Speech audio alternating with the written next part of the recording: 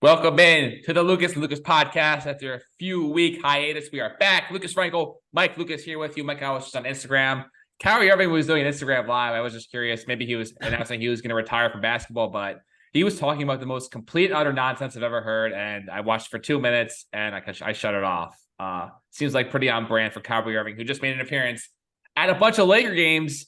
What team will Kyrie Irving be on this upcoming season, if any? My guess is the Mavs because I don't think they'll let him walk for nothing. But hang on. I think we've had this argument before. Listen, we're not going to get back into it because you're not going to change my mind. I know you're going to say no team should ever sign him.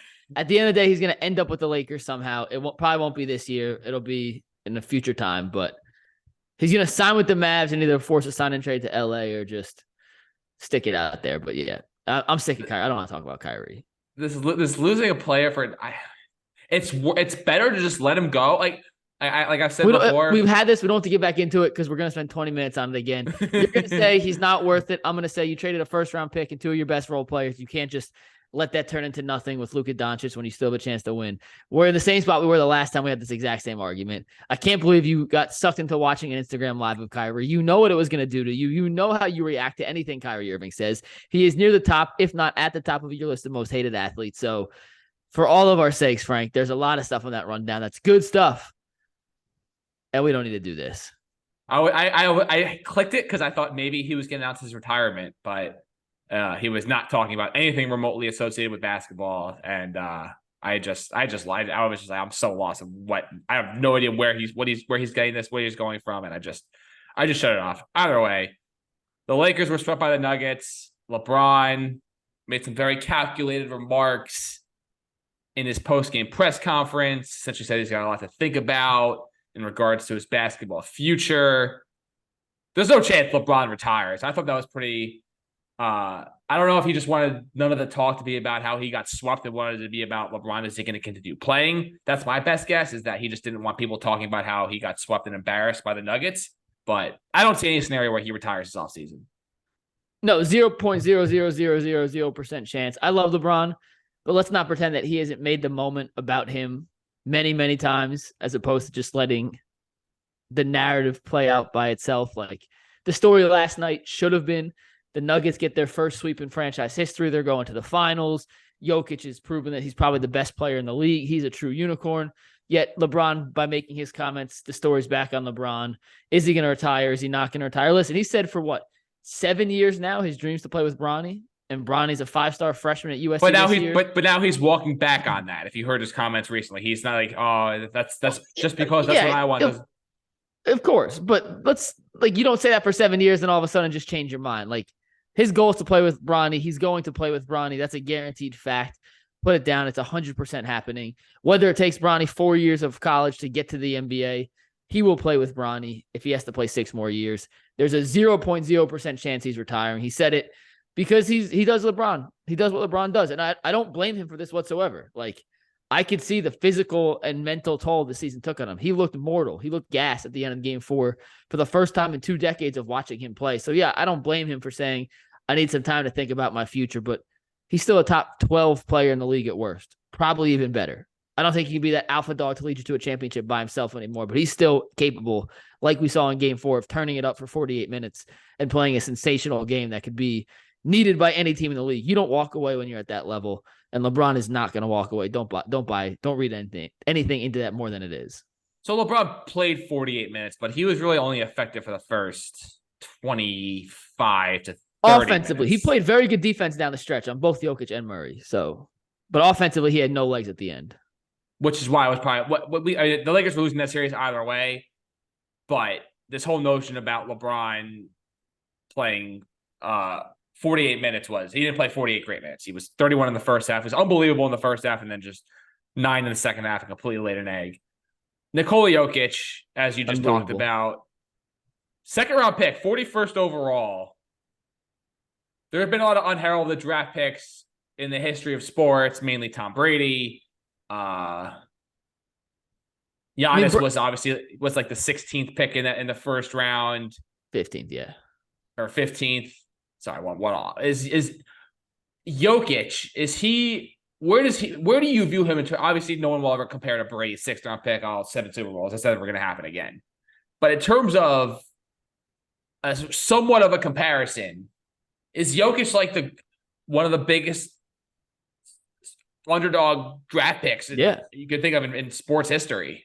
Yeah, I mean, he was a 2nd-round pick, and he was a guy they took a flyer on. Like, think of how many guys, and I don't say this in a bad way. I mean this genuinely because I don't know, like, how many European guys and players from Africa and around the world, do teams take in the 2nd round that never actually make it to the NBA? Like, they're a stash guy that stays overseas forever and never actually comes here. And Jokic, when he was selected in 2013 in the 2nd round, I mean, he was drafted as a Taco Bell commercial was playing. Like, that's how irrelevant of a pick he was, that most people, even covering the draft, were relatively unfamiliar with who he was in his game. And he's a chubby Serbian. He was especially a chubby Serbian when he came to the league. He talked about not wanting to play college basketball because the game was too fast. Like, that was a legitimate quote he had in a pre-draft. And he's like, yeah, I didn't want to play college basketball. The game's too fast for me. This game has now become Nikola Jokic's a Rubik's Cube, and he has found a way to solve every puzzle thrown at him from defenses from the smartest defensive minds in the world time after time after time. And for a 2nd-round pick to not just be a 2-time MVP, but to become the best player in basketball, and he's going to go down. We did this on the show the other day, Frank. I think you can make a case he's the 6th best center of all time today. The 6th. I mean, the term center is such a loose term, though. He's not a traditional center, though. I know, but I'm just saying, like, he is a center. He's a point center, but he's a center. But as far as like center, yeah, like Giannis isn't a center, even though he's 7 feet tall. Like, I mean, like a guy who plays down low. I know he plays point guard on the offensive room, but you can make the case he's the 6th best center today.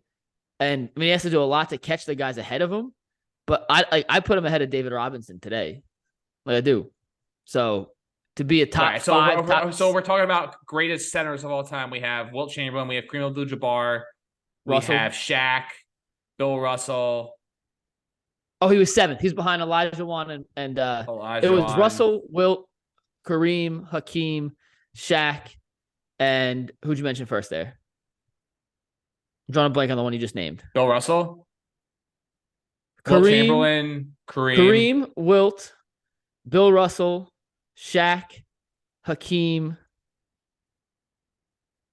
Or was it 6? Oh, maybe it was 6. So maybe, yeah. My number was right. He was the 6th. So I don't know. I mean, like, if you're asking me to compare Jokic's game to Shaq's game, or I never thought that I ever saw Wilt or like Kareem play up super, super closely, but Shaq was such an interior presence that, I mean, Jokic.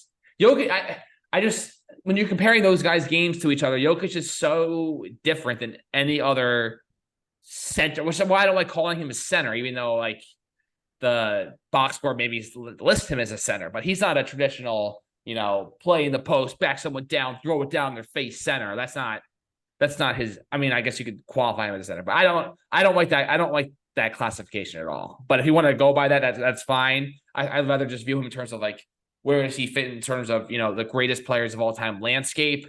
That's our best player in the game today discussion. I think looping him top two. He's top 2 right now. It's top 2. Loop with who? Giannis.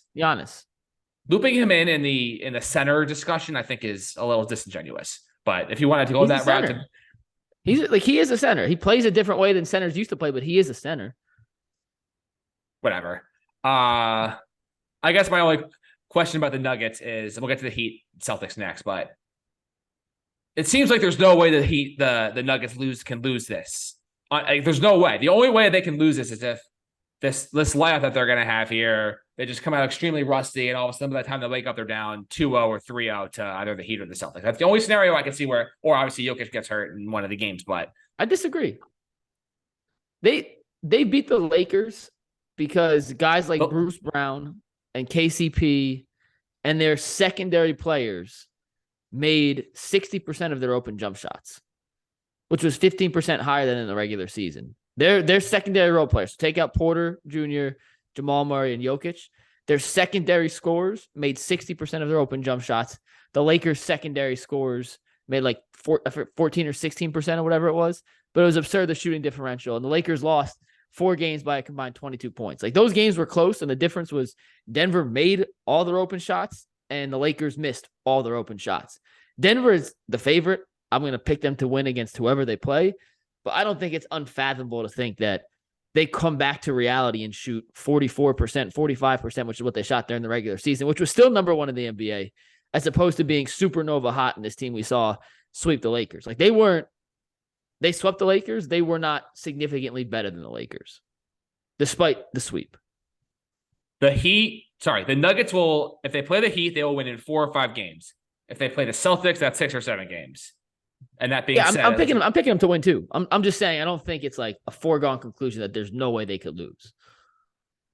I'd be pretty surprised, unless obviously injuries aside. But fair. So going into the playoffs, there were a list of teams that I had in terms of teams that I did not want to see to win the championship, ranked from 1 to I think I had 4 or 5 on there. Number 1 was the Mavericks. They didn't make the playoffs, so we escaped any disaster there. Number 2 was the Philadelphia 76ers.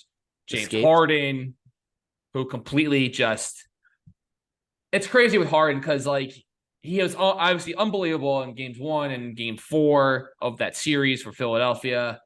But then in the other games in I believe 5 through 7 and game bad. 2, he was like awful, like incredibly awful. Is this just, I mean, you have more of an insight into not obviously getting to know some of that staff in Philadelphia. But obviously, we saw this with the Nets. This has been a theme throughout his career. Is this just a case of him just being unable to flip whatever switch he needs to get to, whatever gear he needs to get to when it matters most? Because when you hear him talk and you listen to him and you watch the way he played in game 1 and the way he was acting and the way he was handling himself, and you saw like even with like going back to his pre-hamstring injury days with the Nets, like this guy just did whatever he had to do to win. And then when he gets in these huge moments in the playoffs, he shrinks so bad. And it's really unfathomable. And honestly, like, and any team that is possibly considering signing James Harden, I mean, you may as well just sign your season away by signing him. I mean, that is just gross mismanagement by giving that guy a contract. Well, 2 points. A, this is pure speculation, but to me, it sure as hell looks like Daryl Morey and the Sixers picked James Harden over Doc Rivers. Like they chose James. I mean, there's no way they're going to sign D'Antoni potentially. And there's no way James Harden leaves if they sign his coach. Like by firing Doc Rivers, to me, that essentially signals them saying, hey, James, we believe in you more than we believe in Doc. You're going to run it back with us, especially because if he leaves, Philly doesn't open up $40 million in cap space. With the new rules, like they could re-sign Harden, but if he leaves, they only get like $12 million of that to use on a different free agent. So who are you going to bring in for $12 million who's better than James Harden? And the answer is nobody. As far as like the flip the switch thing with James Harden, like I don't have an answer. The Sixers staff doesn't have an answer. The old Houston staffs don't have an answer. He was phenomenal in the Thunder playoff run back in 2012, 2013. He was better than KD and Russ in that NBA Finals run they lost to. He was awful in the finals. He was awful in the finals. And that's because Spo, and give credit to the Miami front office and coaching staff and scouting department, they knew his tendencies better than James Harden knew his tendencies. And Harden actually changed his game a little bit after that series, which unlocked the next facet of Harden. I think, and this is just a guess, he plays such a unique style of basketball in the regular season where he hunts contact. He hunts fouls. He's out there dying for the whistle. And once you foul him once or twice and you have a foul, you have to be a little more cautious. He gets a little extra space.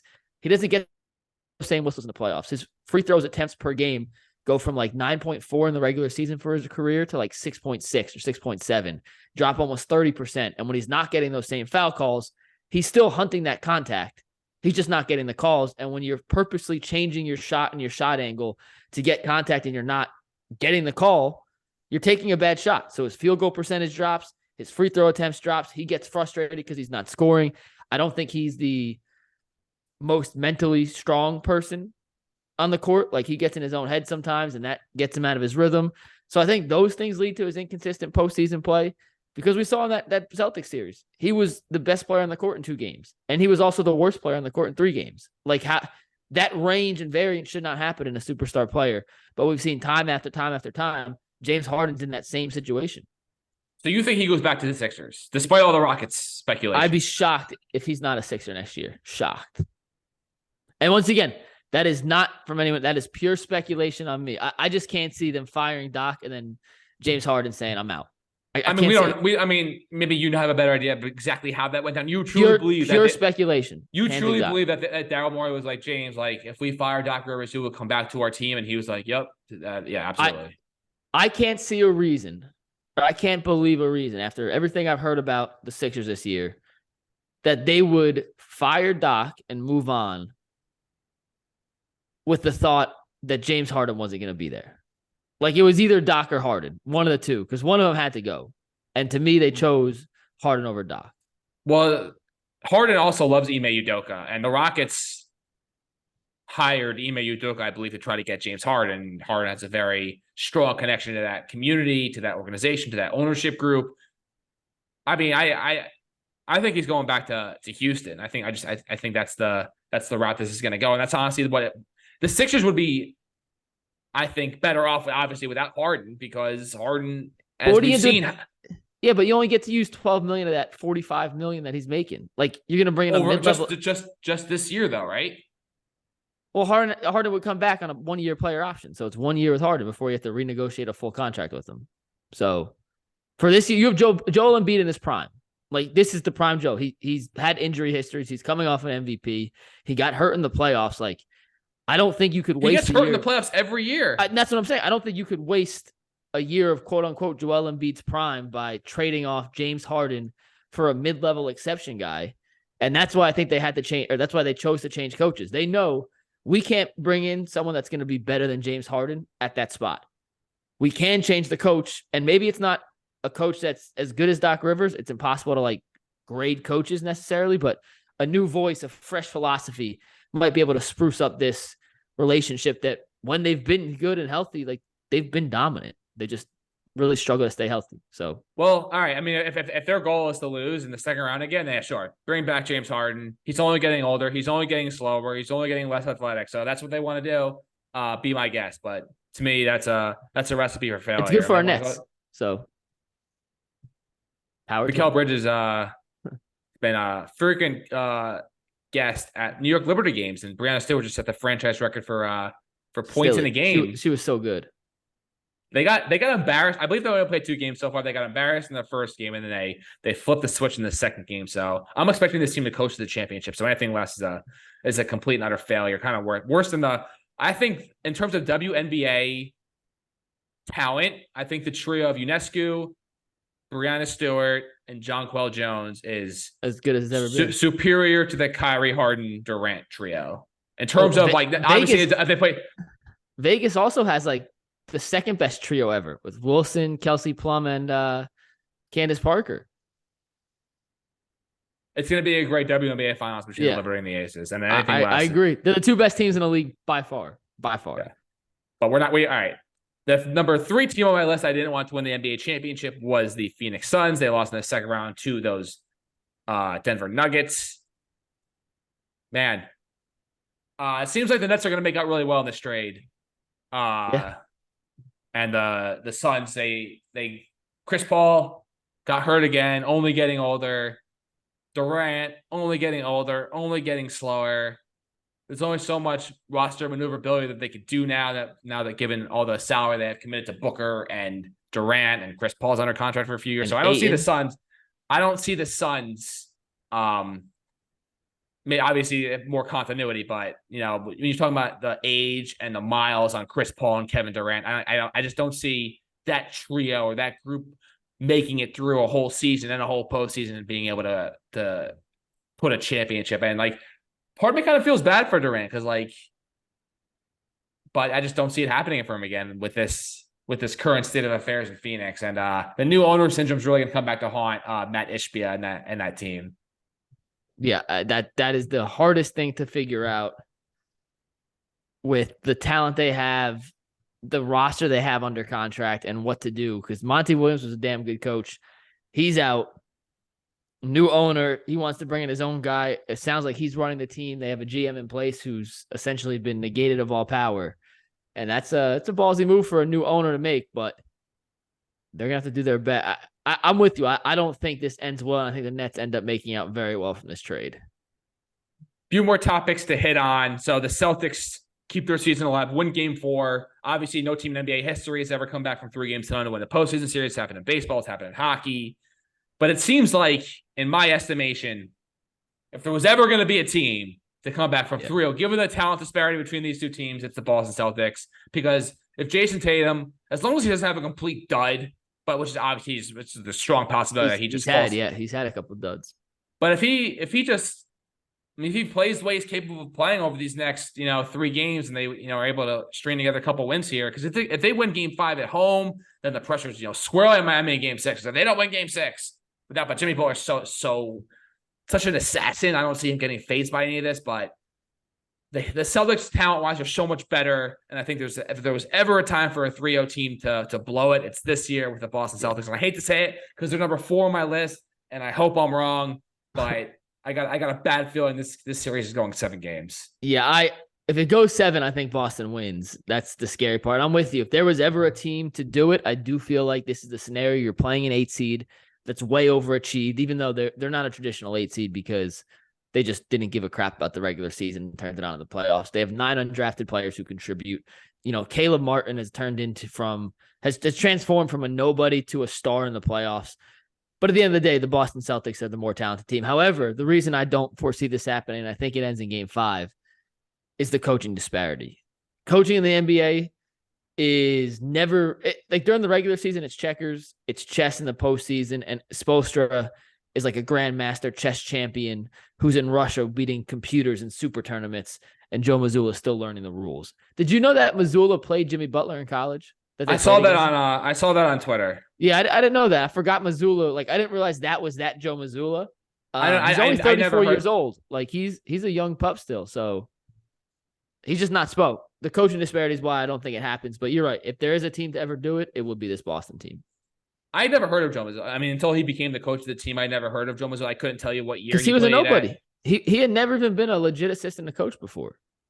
Like, I mean, he wasn't like, it's not like he was brought in to be the coach of the team. They had to make a quick decision after the whole Ime Udoka drama. It's not like he was, being, brought up to be the coach of the team, and he was sort of thrown in. And it's some of the criticism he's getting, I don't think is fair because of what you just said. Like, they had Udoka last year. They also had Will Hardy. Will Hardy goes to Utah this offseason. He was his top assistant. That would have been the natural guy to slide in had Udoka. The situation with Udoka unfolded like it did. Ime Udoka. Udoka, yeah, unfolded like it did. I was getting confused on the Udoka unfolded, the UU combo right there. That's on me. But it happened so close to the season, you can't open up a whole coaching search in the middle of training camp. You know what I mean? And I had this conversation with Eli yesterday. We were actually talking about this, and I was like, I think some of the criticism is not fair because, like, what were they supposed to do? Like, they promoted a guy within the system because it was already training camp. You can't really you can't bring in a new coach and change your whole philosophy and change your whole staff when you're already underway. Like, it doesn't work like that. And he said, yeah, that's true. But they also could have hired a guy with some head coaching experience to be the associate head coach and put him right next to him on the bench. So he has a guy to not lean his head on and ask questions, but have that guy who's been in these shoes before as a mentor. And Boston didn't do that. They rolled it with just Mazzulla at head coach, and the rest of the staff, they added a player development guy. So I think in that right, it's fair to criticize Boston on this whole coaching fiasco that it's become. But it's like, it's not really Mazzulla's fault, in my opinion. He wasn't ready for this moment yet. And he's going against a Grandmaster champion in Eric Spoelstra. I was just really looking forward to, like, the Celtics. They're going to have to fire Mazzulla. Jaylen Brown's obviously extremely unhappy. Now they are, because of the All-NBA situations, Tatum's due for like a 4-year, like $324 million deal. And Jaylen Brown's up for like a 4-year, $290. Like, they're basically, like, after this year, they have to commit to those guys basically for the rest of their careers. And they'll sort of be like, obviously there's so much. I think Tatum has more of a level he can go to. I was really looking forward to the post-mortem Celtics discussion. Because, like I said, going into this playoffs, it was like there were so many doomsday scenarios I think could possibly go. Like, if it was a Suns Sixers NBA Finals, that would have, like, broken me. Thank God that did not happen. But the only other team here that, like, because once the Celtics are out, like, I couldn't care less about who wins. So once I get rid of all the teams that I don't want to win that get eliminated, I'll be very happy.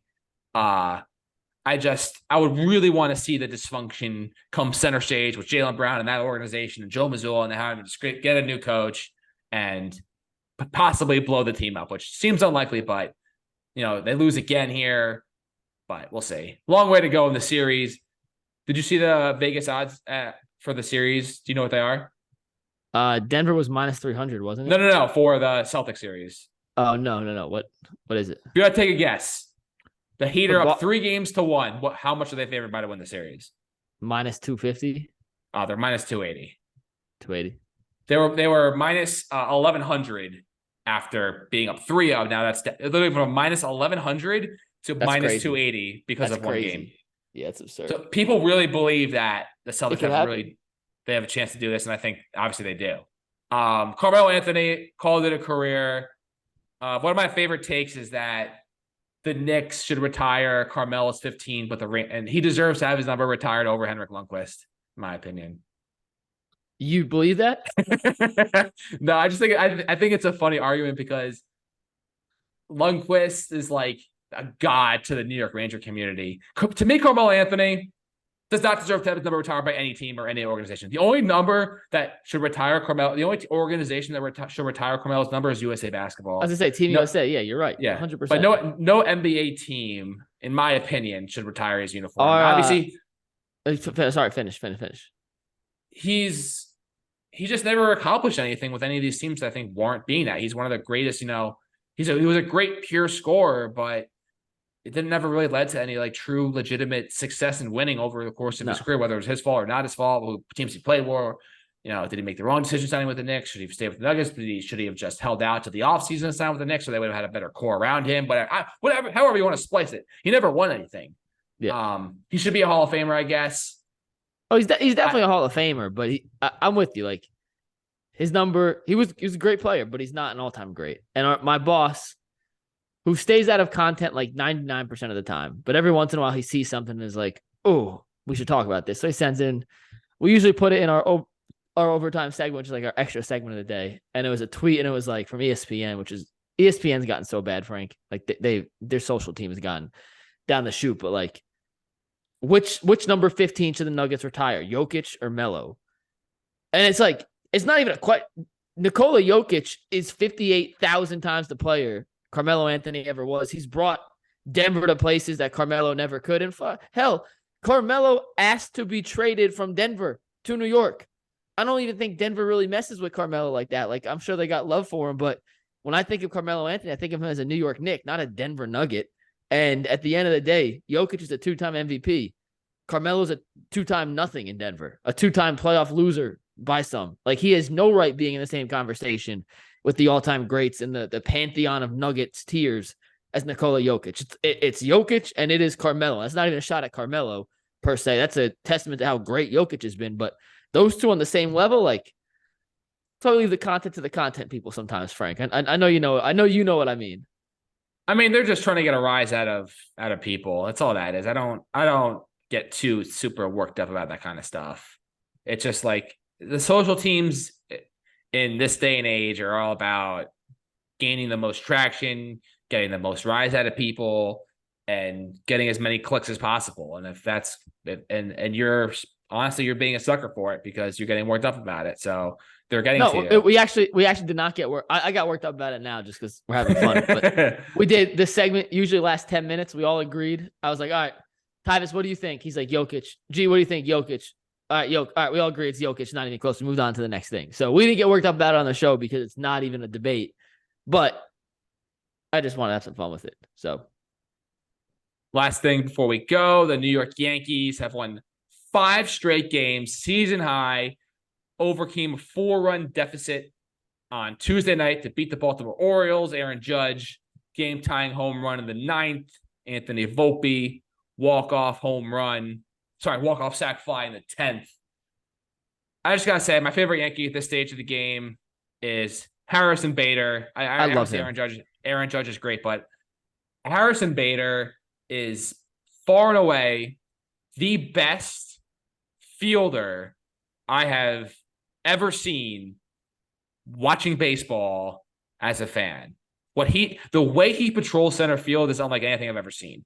He's amazing. have never seen a player track a flat ball like him. The way he runs balls down, he is just a magician in center field, and the spark and the attitude that he has brought to this team since he came back from injury. I mean, they have the best. I don't remember the exact date he returned, but the Yankees have the best record in baseball since May 2nd.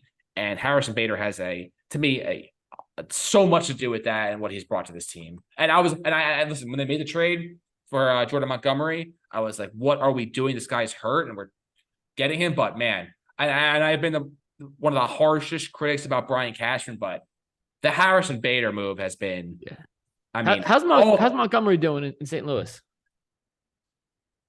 I know he was great at the beginning of last year. I haven't really seen. I know that Jameson Taillon has been absolutely abysmal for the Cubs this year. Yeah, Jordan Montgomery this year is 2-6 with a 4.55 ERA. Lost his last start on Monday. 4 innings, gave up 4 earned runs to the Cincinnati Reds. Has not won a game since April 8th. He started off 2-0, and since then he's gone great deal 0-6. Yikes. Great deal for the Yanks. Bader's been awesome. And you're right. Bader, like, he just plays with a certain swag.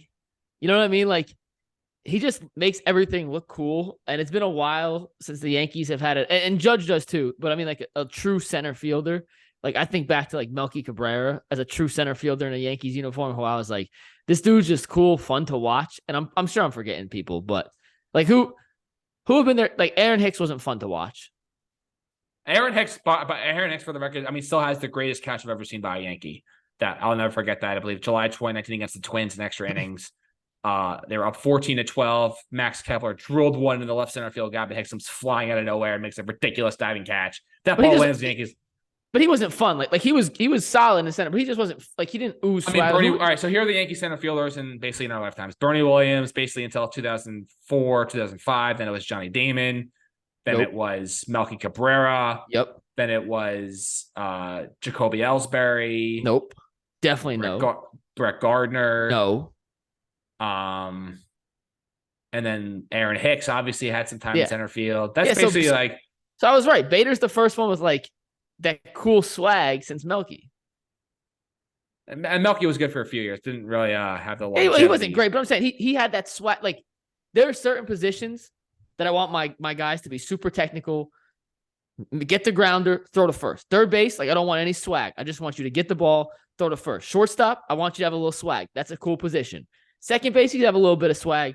Corner outfielders, I want you to be robotic. Make the play, throw to second base, throw home, have a cannon, but you just be standard. Center field, I want a little pizzazz, and Bader plays with that little bit of pizzazz that me personally, I enjoy for my center fielders.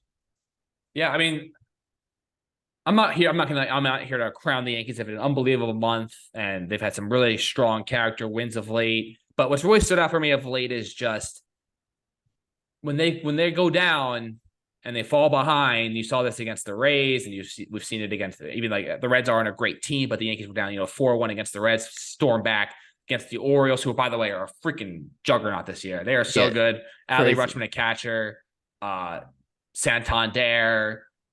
Gunnar Henderson is not the top prospect in all of baseball. Cedric Mullins is an elite player in center field. I mean, they have a lot of dudes on that team in their bullpen with Felix Bautista blew their save last night. They got a lot of, really, really strong guys on that team in that bullpen in that lineup. And the AL East have like three of the Yankees, Blue Jays, and Rays have like the 3 best records in baseball. And like, they're all in the same division. So it's not going to be easy, but I just, as of now, and I'm not going to jinx it, but I have a decent feeling about this team right now, and I like the direction they're going. And I was shocked they DFA'd Aaron Hicks because he was finally starting to play decent baseball. But now that he's gone, it feels like there's this weight, off of the team's shoulders. We don't have to worry about playing this guy and getting him at bats. It's just we could just go out there and play baseball. I'm happy Hicks is gone, but I was surprised at the timing. If they would have done it a month earlier when he was playing awful, I would have felt a lot better. I'm just curious to see if any team gives him another chance because he has not looked great. Obviously, in the last couple of years. Nope. It's been disappointing to see. So I'm excited for the Yankees. I wish they came to Cleveland again. They were playing terrible when they came. I can't believe they only make one trip all year. Damn, new scheduling has ruined that for me. So Yankees Yankees don't play the Blue Jays again until September. So like all that hyped up bad blood that was going on over this past week. It's not like they play again, 3 or 4 times. It'll be dead, but it'll be dead. Yeah, people are not even going to remember what happened by the time September rolls around. But big win for the Yankees. Let's see who the pitchers here on Wednesday evening. It's going to be Tyler Wells against Nestor Cortez. I think Nestor's going to get absolutely rocked tonight. He's 4-2 with a 5.21 ERA. I don't have a great feeling about Nestor tonight, but we'll see how it goes. But that will do it for this edition of Lucas Podcast. Maybe we will see you all next week. If not, maybe in a few weeks. Peace.